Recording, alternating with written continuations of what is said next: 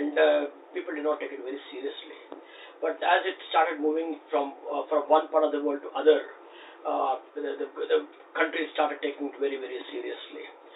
Even the best of countries like US, European countries were unable to provide a counter for this pandemic, and they were forced to do a lockout.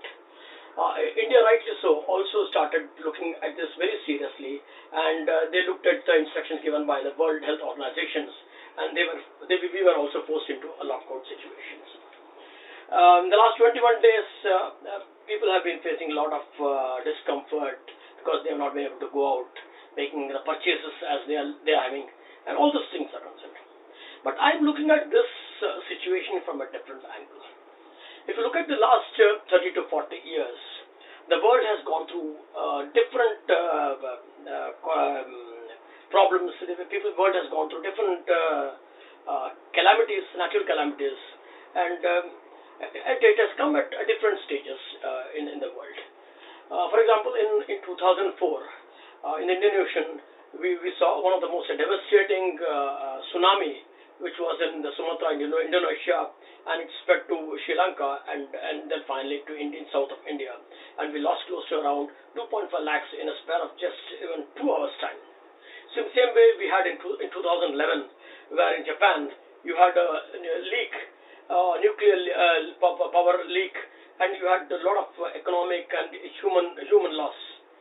Recently, even Kerala, you had the similar problem where there was a huge landslide, and similar situations were felt. But if you look at it, that all these things have happened not at the same time, but at different point of time. So nobody took it very seriously. The world organizations have been cautioning the countries to take some steps and to overcome this global warming that is happening across the world. But instead of doing so, the developed countries have been blaming the developing countries, and the developing countries have been blaming the developing countries. And today we are in that situation. The present pandemic we are talking about, coronavirus, is basically respiratory in nature. Respiratory in nature. When I say respiratory in nature, it's mainly because the people are not able to breathe as comfortably as they are today, as they used to do it maybe 30 to 40 years back.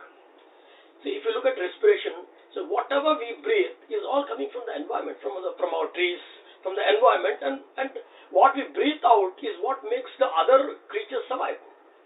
The last 21 days of our lockdown, will you look at the atmosphere? The sky looks much more cleaner. The water looks much more tastier. The animals are more, the sky looks much more better today. You see more birds today. See, what we do in terms of the environment is what we get in return. See, all these corrections are very much required if you have to survive. So don't look at this coronavirus as just as a disease. It is, you have to look at it from an environmental angle. Look at it that we have to respect the environment, and that is what will make us survive for the next 20 to 30 years.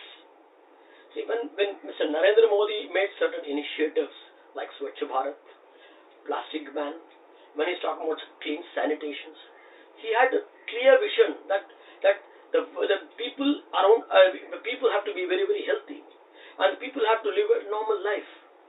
And when people were not listening to his commands, we are ending up into this situation. So please understand that whatever the government initiative that government takes, we have to follow his instructions. That is what is going to help us in leading a better life. We have to lead an example for not only for ourselves, but for the future, for younger generation. Make the youngsters feel that this is the kind of food you have to eat. Make them aware of the nature. Start making them feel that you have to plant the trees. You have to have the right kind of nutrition food. And most of the children today are more addicted to computers, more addicted to internet, more addicted to games. They have totally stopped outdoor games. So the nutrition and the ammunition comes from the way we lead our life.